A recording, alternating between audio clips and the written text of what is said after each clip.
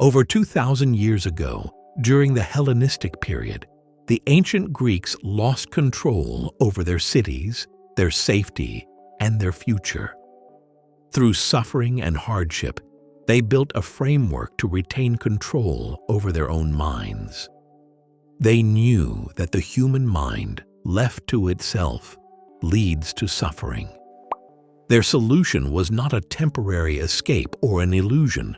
It was a deep state of ataraxia. The word ataraxia translates to unshakability or untroubledness.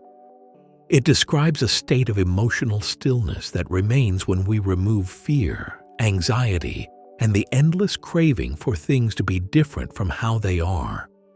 The ancient Greeks did not view ataraxia as a rare luxury. They saw it as the ultimate goal of life, the only true foundation for a free mind. To understand ataraxia, we must first abandon the modern misconception of peace. We often think of peace as something we find by changing our external circumstances, by taking a vacation, earning more money, or finding the perfect relationship. But the Greeks saw it very differently. To them, external peace was a hostage to fortune. If our tranquility depends on the world behaving itself, we will never be free. Ataraxia is not the absence of trouble in our lives. It is the cultivation of our mental fortress. While the world around us is constantly chaotic and unpredictable, we remain calm and undisturbed. The ancient philosopher Epicurus realized that most human suffering does not come from a lack of things, but from craving what is unnecessary. Unfortunately, we believe that to be at peace, we must constantly acquire more. Certain desires are both natural and necessary, such as food, shelter, and philosophy. These are easy to satisfy and have a natural limit. On the other hand, there are desires that are natural but unnecessary, like fine dining or luxury goods. These can be enjoyed if they are present, but they should never be chased because they create dependency.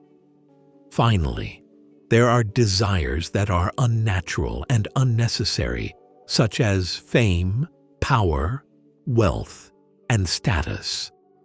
These are bottomless pits. They can never be satisfied, and the pursuit of them guarantees a life of anxiety. If we only chase what is natural and necessary, we reduce the things that can go wrong in our lives.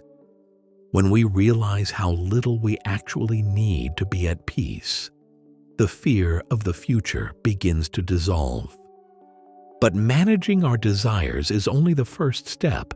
We must also change how we process our thoughts. This leads us to Pyrrhonism. We cause ourselves unnecessary suffering by holding too tightly to opinions and beliefs. We do not experience reality. We constantly judge it. We label things as good or bad, and we try to force reality to match our judgments. Pyrrho and his disciples practiced the suspension of judgment. When something happens that would normally trigger distress, we do not rush to label it. If we lose our job, our reaction is to declare it a tragedy.